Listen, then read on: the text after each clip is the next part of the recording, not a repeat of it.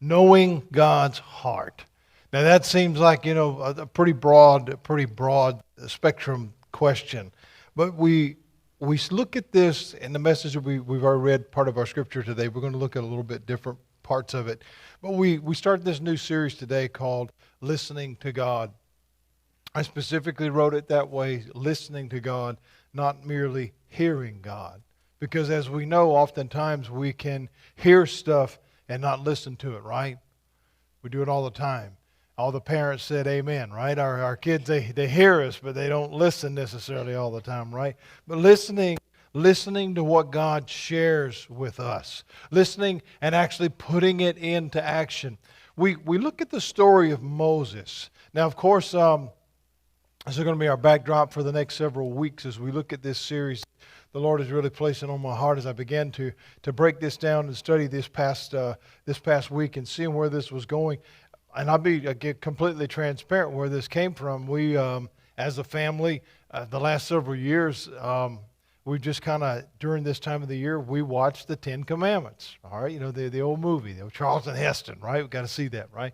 Well, there was something as we were watching that just sparked a thought. It gave me an idea for a new message. And as I started looking, as I started studying, I realized we can do something with this. We can really take this to a different place because there's something here that needs to be heard because it absolutely ties to everything that we talk about here in this ministry, which is Christ-centered, which is pointing us all toward Jesus. And how does this tie? We think, okay, that's an old story, and that's the Old Testament, but there's a link here, and I'm going to show you that as we begin to break this down over the next several weeks.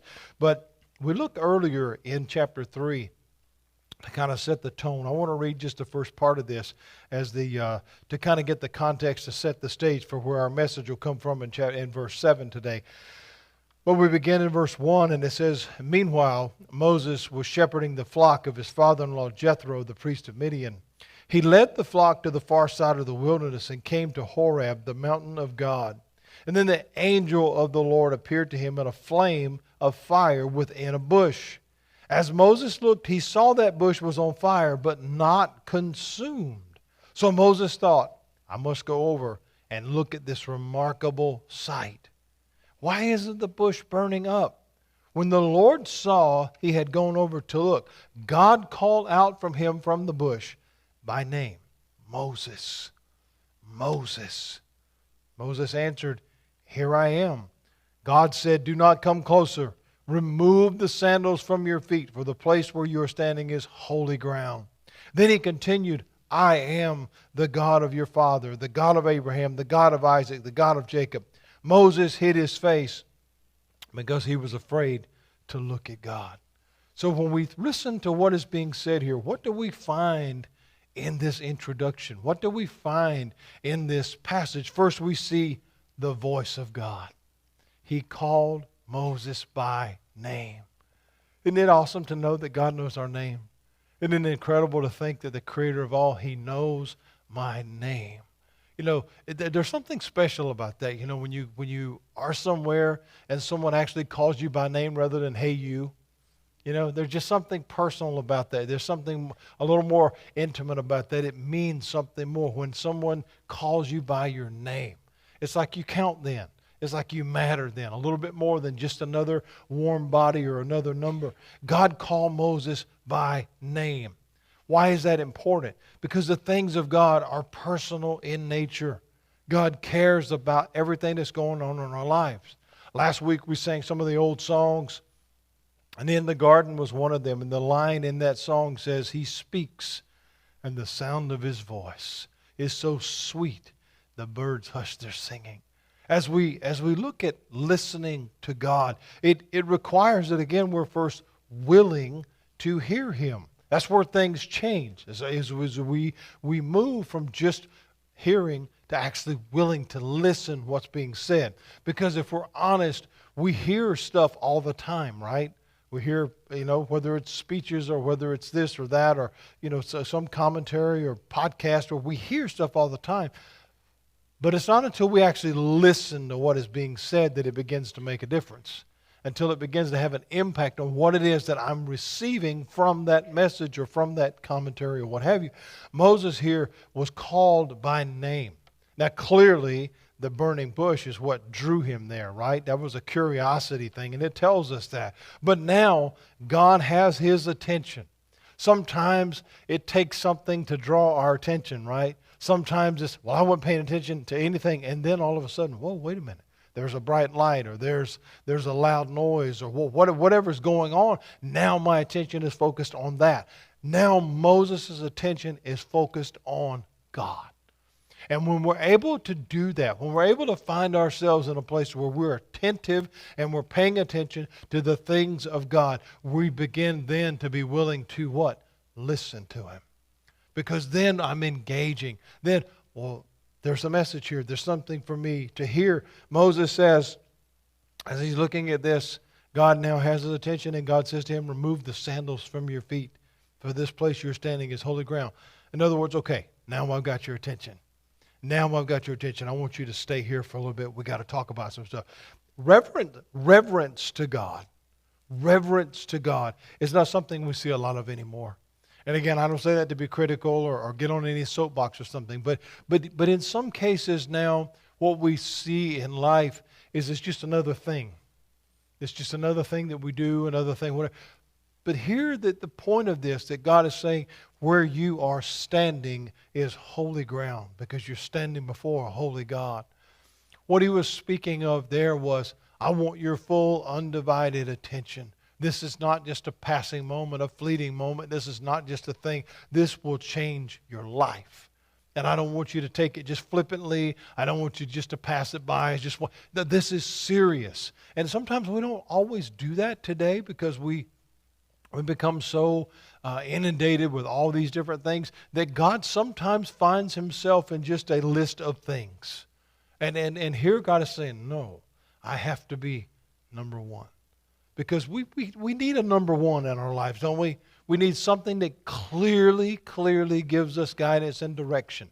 We need something that clearly draws our attention, our ability to be able to maintain a directive stance on stuff to where we know that we know that we know. We know where this is where we draw our wisdom. This is where we draw our directions, whatever. And so here, Moses, his attention has been gathered by God. But oftentimes what we do, if we understand the reverence of God, is we tend to listen a little more to those we respect. You remember that? I mean, think about as you meet people in life, who do you listen more to? The people you respect. When we were kids in school, and I realize that it's a different world now. I know I'm a dinosaur, but when we were kids in school, those of us that have been around for a little while, the teacher, regardless of whether you liked them or not, they demanded your respect. You listened to them because they were there to teach. They were there to, I tell a joke. The old lady that taught history when we were in school, I listened to her because she was there when it happened.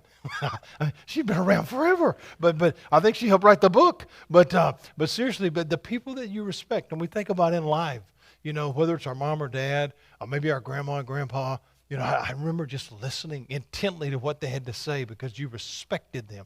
And this is what God is setting the tone for in this conversation with Moses, is listen to what I have to tell you. And I believe this today, friends, if our desire is to know God better, to truly understand God better, to be about what he's asked for us to do, we need to humble ourselves in his presence. We need to just really let that soak in, that I'm talking to God. No, I'm not. This is something serious. And when we begin to understand that, not only will we hear his voice as he speaks, just as he's speaking here to Moses, we'll also feel his comfort. There's just something powerful about the presence of God. We see as we read through this, Moses was overwhelmed. No question about that. I mean, what was going on? I'm standing here. I'm hearing the audible voice of God. I'm seeing a bush on fire, but yet still it's not burning up. I mean, there's so many components of this story that are overwhelming, that are supernatural, that are all these different things. But we have to remember in Moses' life at this very, very moment, his faith was not the strongest. I mean, he'd come out of all kinds of different things. He really didn't understand all the stuff that was about to happen and all the different parts of this. And so he's very much in need of comfort. He needs to understand, what am I getting involved in? And so God introduces himself to Moses. He said, I am the God of your father. That changes the tone of the conversation, right? Now we have a connectivity. Now we have something in common. Now we have something that we can talk about. This is the beginning of things. Because when we make a connection with someone, isn't it easier to engage? When there's something that we either have in common or something that we have an interest in that maybe yours are alike, or well, you know so-and-so, well, I know them too. Or there's some kind of connection there that it allows that conversation to be a little stronger. Well, God says, I am the God of your father, the God of Abraham. Oh, wait a minute. Now we're going back in history. So you are the one I've been hearing about, because obviously this was known within the community, within their people, the one that others had spoken of. And God is saying, that's me. I am the God of your father, the God of Abraham, the God of Isaac and Jacob. These were names that Moses knew. This opened the door for Moses to listen. And we read here that he hid his face because he was afraid to look at God. Now think about this. What was being said there? This was an unknown moment. Things were uncertain. What am I doing here? What's going on? And now, definitely the feeling of, I am completely unqualified to be here. We would see that same thing with Isaiah. We would see that same thing with Paul, as he said, I am the chief of all sinners. I don't have any reason, no whatsoever, to be here. I am not qualified to be here. This is where we see the beginning of all these things. Moses is saying, oh my goodness, why does he feel this way? Because these things are real when we don't know the heart of God. See, understanding the heart of God is so important, because as we will look, and again, God makes no mistakes, all right? I don't coordinate stuff when we do our worship and stuff. I trust that to the hands that have been given those talents and abilities. But just as that one song said about our good, good Father, that's who He is. And when we begin to understand that as a parent, as a dad, we see our Father here, that how much He loves us and the opportunities that He gives us. And when we begin to understand the heart of God, it begins to understand to change our perspective of God. We no longer see a distant deity that is unapproachable. We don't see a religious figure that we've got to, do X, Y, and Z to please. We see one that loves us beyond all measure, one that loves us beyond all things. And here, Moses is in a very vulnerable position. He's in a situation where he really doesn't know what he's doing. He doesn't even know why he's there. He just knows he's been drawn to this bush, and now God is speaking to him. And so God, here we find he's letting Moses know who he is. How many of us today need to know who God is? Isn't that important? Because again, we have to look at this beyond the surface level of stuff, to where it can't just merely be, that's associated with church or the Bible. No, it's so much deeper than that. It's something personal. It's something intimate. And that's why when God introduced Himself to Moses, He said, I am the God of your father. Now, we instantly got something to talk about. We've instantly got something that we can connect to. So here He's letting Moses know who he is. And this creates dialogue, which allows Moses to hear about the care of God, which takes us to our text for today. If we look in verse 7, and so now the introductions have been made, right?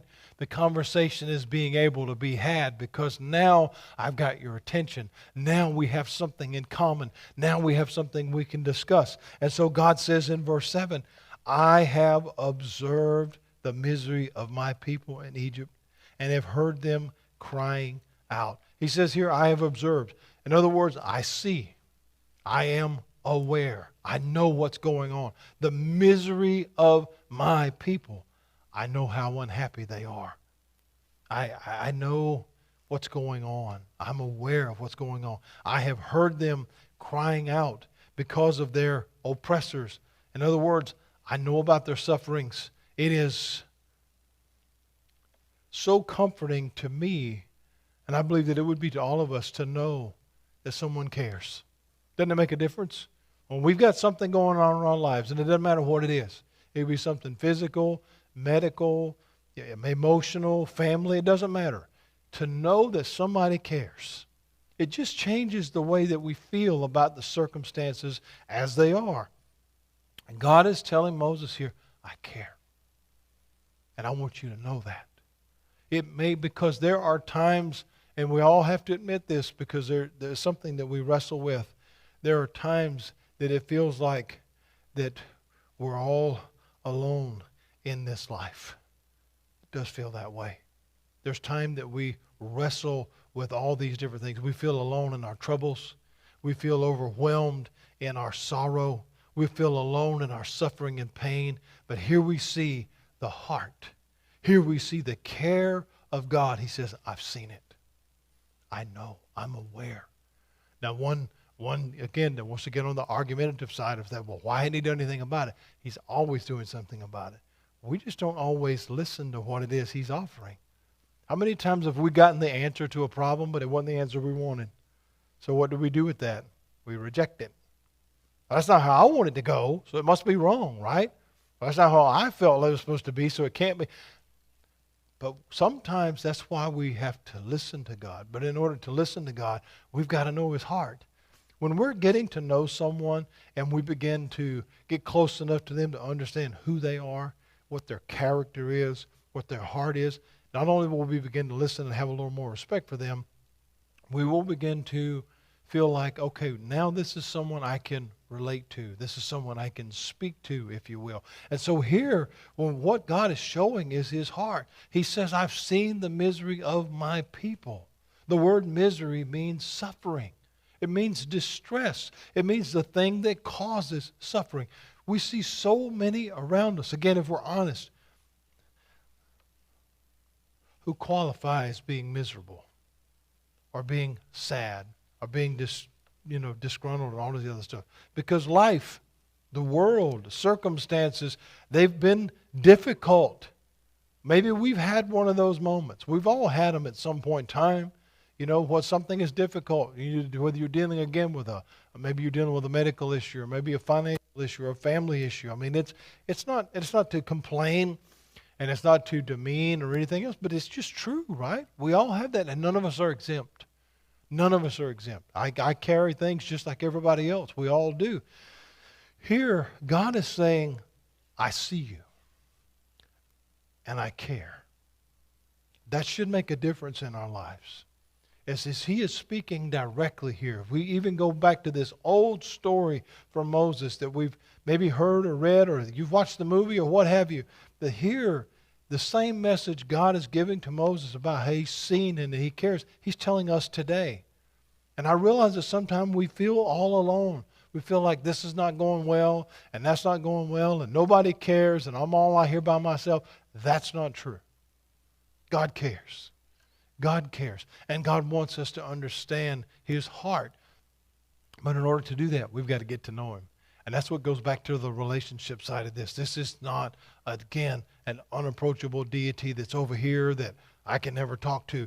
No. He says, I want you to talk to me. I want you to talk to me. And so we see here that he cares. He knows. And obviously, in our perspective, when we think, okay, well, you care and you know, well, I want it fixed right now, right? I mean, if you're all in and you can take care of it, I want it fixed. That's our analogy. That's the way we want it, right? Because that's how we've been conditioned to have. If you've got the solution to my problem, I want it fixed right now.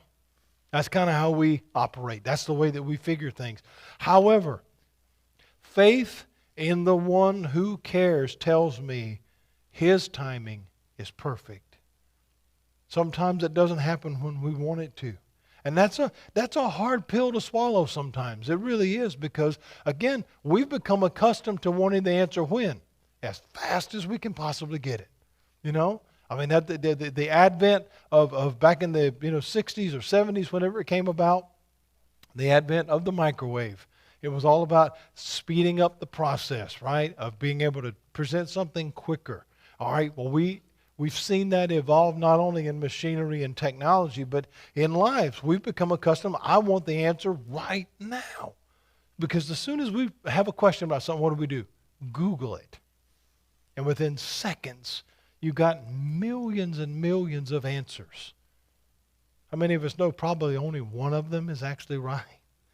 You know, it's the same concept of life, right? God's the answer. And we miss that sometimes because we want it now. But God's timing is perfect. Well, I want this to happen now. Or we can look at it as a church. We want to grow right now. We want to fill up the building right now. We got to be accustomed to God's timing. He knows exactly when everything's supposed to happen. And He continues to show us that if we be faithful in that. This person gets here, this one gets here, this circumstance creates this, and one thing leads to another, and before long, then you look back a year later or whenever, and you're like, oh, now I see we're actually getting there. This is actually progression. This is getting where we wanted to get. So He tells Moses, I have heard them crying out. Have you ever felt like some point in time in your life that no one cares? We've all had that. Have you ever been in the same room with another person and you think that no one cares? We've all been there. We've all been there because we think you don't know what I'm dealing with. You don't understand my emotional state right now. You don't understand my circumstance, so therefore you can't possibly care because you can't relate. Maybe we've been in a situation where we don't think anybody hears us. Nobody hears my voice. There's this popular saying today, you're a different one, so I'm going to be the voice of the voiceless, and all these different cliches and stuff like that. Here, we understand this, friends. Everybody has their own issues. Everybody does. But sometimes if we take that personal and we get it kind of maybe a little bit on of a pity pot, we feel like, well, everybody's got all their problems, but mine just doesn't seem important. Nobody wants to hear about mine because I want mine at the forefront. I want my problem to be more important than yours. That's our nature, right? We kind of want to be that way. We've all been there. It's a really easy place to get to because, again, our problems are just that, our problems, right? We consume them and they're personal, and we struggle with what feels like sometimes unnoticed tears. But God here is saying, I hear you. I know what's going on. And I know who did it. I know who's responsible. I know what's responsible. And He's telling Moses, I know about their sufferings. So as we look at this, we begin to see the exposure of God's heart. We see in this conversation that God is having with Moses, we see love, we see care, we see compassion, we see concerns. In other words, we see the heart of the Father. Because that's so important. That is so important. And it's really hard to, and we've talked about this in our class that we have, which is fantastic. I encourage all of you to come and be a part of that aren't. We just have to make a bigger room, but that's okay. We've talked about this many, many times as to how the deeper we get into Scripture, the more we begin to see this. We don't see this angry deity sitting on a throne ready to zap everybody. Some people have been kind of taught that. But this fear of the Lord, this reverence of the Lord, again, you're on holy ground when you're standing before me. In other words, believe that what I say I mean. Grasp what I'm telling you is for your best. Well, what does that sound like? A good dad, right? I know this might not be easy to hear. You might not like it, but I'm telling you because I love you. And I want you to have your best. And I want to see you do your best. And I want to be there with you. And I want to cheer you on and all these other things. But there's this way that we have to do it and a way that we don't. That's what when one cares about one another, they tell them everything the way that it's supposed to be done. In verse 8 we read, and so after making known His name, He's talking to Moses. After giving him an understanding about His care and His heart, He says, I have come down to rescue them from the power of the Egyptians and to bring them from that land to a good and spacious land, a land flowing with milk and honey. How many of us believe this morning that God has something better for us? I think that's important, that we believe that there's something better. And again, I don't speak in that line of the prosperity thing of, hey, if you give me $50, God's going to buy you a house. That's nonsense. We're not talking about that. We're talking about here that again, we go back to the heart of the Father. We want our children to do better than us. We want to see them have this awesome future, right? I mean, I'm watching my girls, in their creativity and drawing and all this stuff that they're doing, and I'm thinking, man, they're going to do stuff that I never even dreamed of. That tickles me to death because that's okay. I'm okay with my little stick guy that I can draw. That's about as far as we can get, right? And I'm okay with that because that's important. Here we see God has something so much better for us. The heart of the Father is saying, I see what's going on. I see who has wronged you. I will take care of you. I will never leave you in that place. Rescue. It says here, I have observed the misery of my people. I have come down to rescue them. That word, it means set free. Set free. What did Jesus say that the truth would do? Set us free.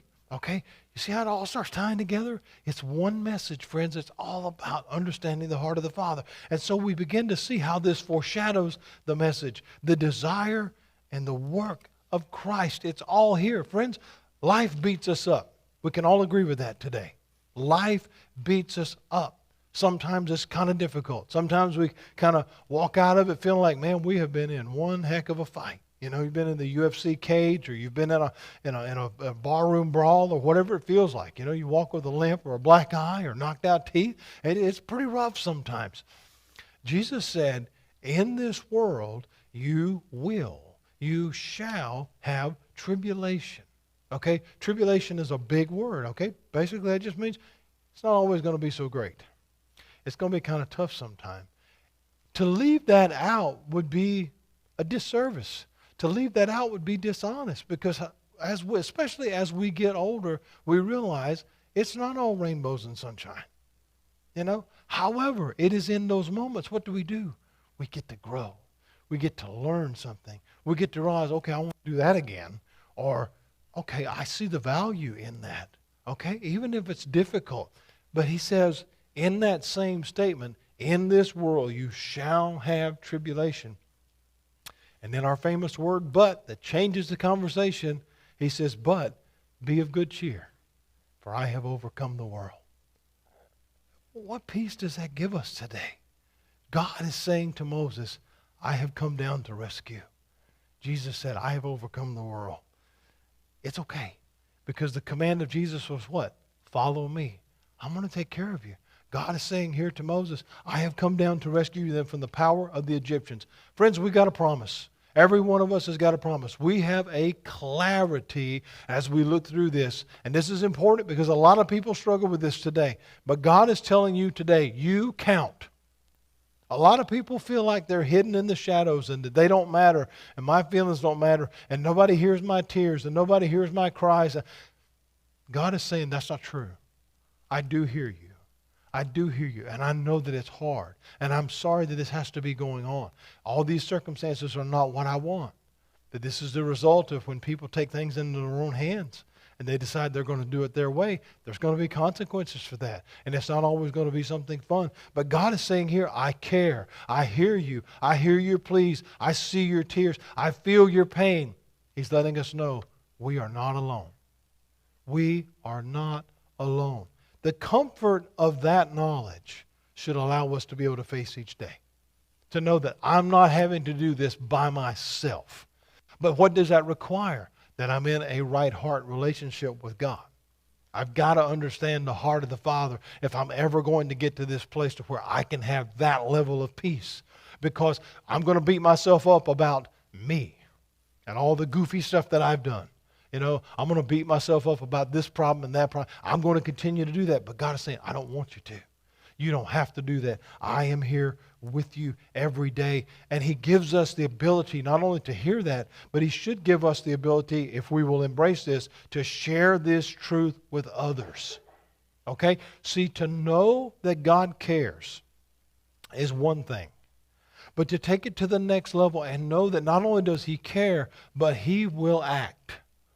Okay, He says here, I am the God of your father. I have heard and observed the misery of people, but I've come down to rescue them. There's an action plan here. Okay, so Moses is like, well, yeah, we're on the way. We got the answers, right? We got everything moving in the way that we need to do. God will act, and it won't be just words. And again, it's not about just zapping people or this and that, but Scripture talks about telling one who is naked, hungry, well, I'm going to pray for you, brother, hope it all gets better, and walk away. Scripture talks about that, and this is what happens. They're still naked and hungry. You didn't do anything. There's got to be action, right?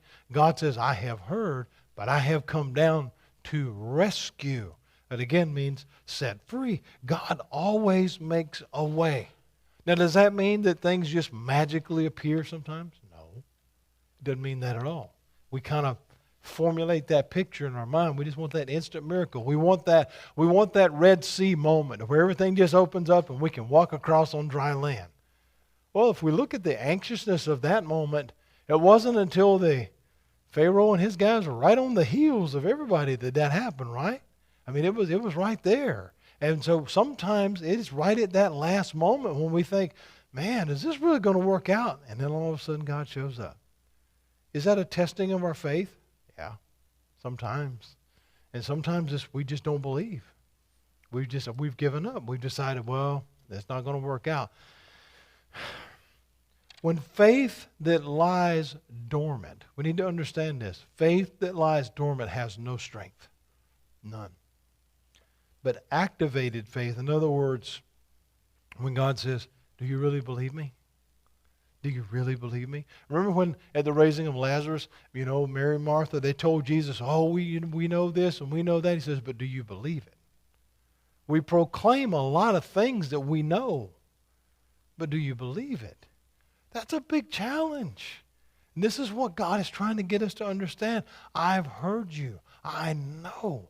But you got to believe that I'll actually do it. I've come to rescue you. I've come to set you free. And Jesus said, trust me. Follow me. Knowing the heart of God changes our outlook. It changes our vision. It changes us from the inside out.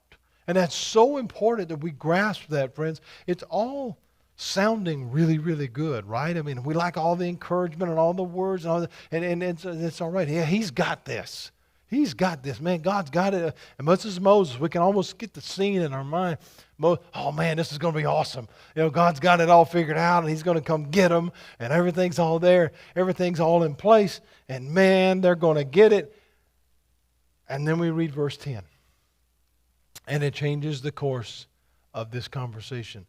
So God says, I've come down to rescue them. I've heard their cry. If all the help is coming and all this stuff. Therefore, so it's being proclaimed, go. I am sending you. Oh, man. What? I thought you had it. I thought you were going to take care of it. I do. But we're going to do it together. We're going to do it together. I'm sending you. We can almost hear the question, wait, me? You're going to send me? I mean, I can't do that. Well, I mean, what? Who am I? I can't do anything. I'm going to send you to Pharaoh so that you may lead my people, the Israelites, out of Egypt. Wait a minute. I mean, I thought you had it all covered. God is saying, I do. I do. But I'm sending you. I am sending you to get the ball rolling. Does that make sense? Sometimes, friends, there's a popular saying now, it gets kind of probably overused a little bit. I was talking to a friend of mine this week, in fact, Nikita, that's going to be here with us in May for our Man Up Conference. Said, we want to have a little skin in the game.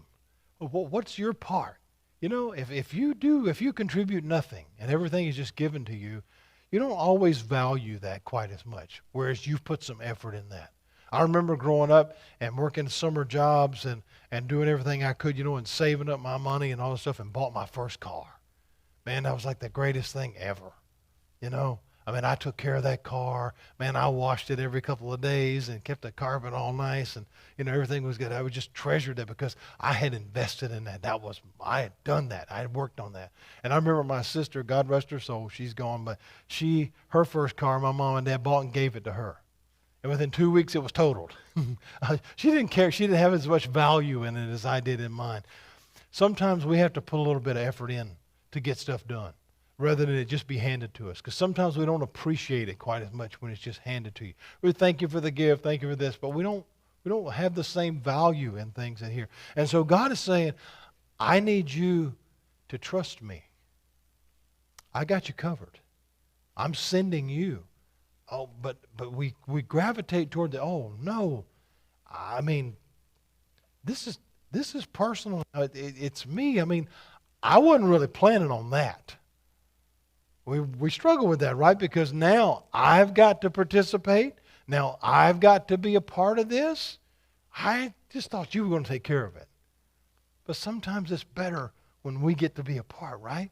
It's kind of like raising kids, right? And again, I may be stepping over into an area that I shouldn't, but I remember with all three of our girls, I didn't recall this growing up. I mean, again, every generation's different to where you didn't participate in everything, but I did.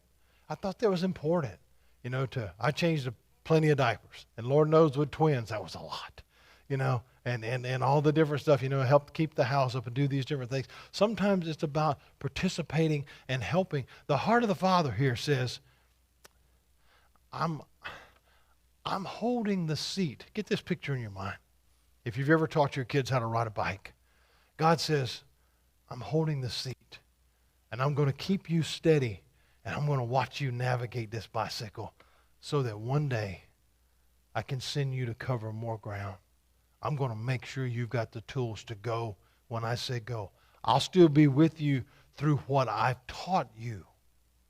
Think about that. I'm still going to be with you through what I've taught you. You'll be equipped because I cared enough to make sure you were ready. How powerful is that? Sometimes we think, well, God's not with me. He's taught you everything you need. He's with you every step of the way, every time you recall that. My grandfather hasn't been with me for 30 years, but I remember to this day everything he taught me. He's still here in my heart. That's what God is saying to us. I'm getting you there. I'm teaching you everything you need to know along the way so that you will be ready. When we realize the heart of God is the heart of the Father, and we begin to understand that those are one, then we begin to see things clearly. It's all about preparing us for the journey. Life is a journey. How many of us understand that today? And it's not always an easy one. But if we've had someone that cared enough about us to teach us for the things of life, then we're prepared. Maybe some of us, and we can say this, and again, it's not to be, unkind or disrespectful to our parents or whatever, but sometimes, if we're honest, we weren't really prepared for life growing up. Maybe we weren't taught the things that we needed to know. Maybe we had just the basics or whatever. Everybody's got their own different story. But God here is saying, you got to trust me. I'm going to teach you everything you need. But you got to be willing to listen to God. You got to be listening to his heart because that's how much he cares us. He's preparing us for the journey. Jesus taught the disciples so they could go forth. That was the call, right? So I'm sending you out to preach and cast out demons. I'm sending you out to all these different things. Moses here has been told, therefore, go. That's a key word in this passage. Go. The Great Commission, what are we told to do? Go. It's all about preparing us for the journey. The Father is preparing us daily to be about the work that he has set before us, in particular showing him to a lost and dying world. Where our hesitation comes, where the stumbling block comes is, but wait a minute, it's me? How do I do that? You got to listen to your instructor. You got to listen to the ones teaching you the valuable lessons. You got to listen to the one that is giving you what you need to do. How do I do that? Moses had this very same dilemma. What did he do? How did he feel? How did God respond to what he felt? You'll have to come back next week to find out. We're going to leave you a cliffhanger today because part 2 is going to come up, and it's going to be powerful as we look through the rest of this, as we continue looking at the heart of the Father. You'll just be here next week. I promise you won't be disappointed. And I'll have a better voice next week too. But as we look and listen at listening to God, I pray that what we've said here today has been a blessing to you, because I think sometimes we take old stories and we don't always see the value of them because they're old. But sometimes some of the greatest wisdom ever that I have learned in these years has been from those that have been around for a while. Go back in like old songs. Go back and listen to the lyrics. Man, they were powerful sometimes. They really had depth, and these old stories, sometimes we realize, wait a minute, that's the same message that we have right now. It's not changed. That's because of the consistency of the heart of God. That's who he is. So it is so awesome to have been with you today. I'm so grateful for the Lord to give me the ability to do this. Go tell somebody what we're doing here. That's my challenge to everybody here today. Go tell somebody what we're doing here, because I believe with all my heart our best days are ahead of us, and it's going to be awesome as we continue doing what God has said before us. So thank you again for being here. Sam's going to come up and share a few announcements with you, and God bless you all.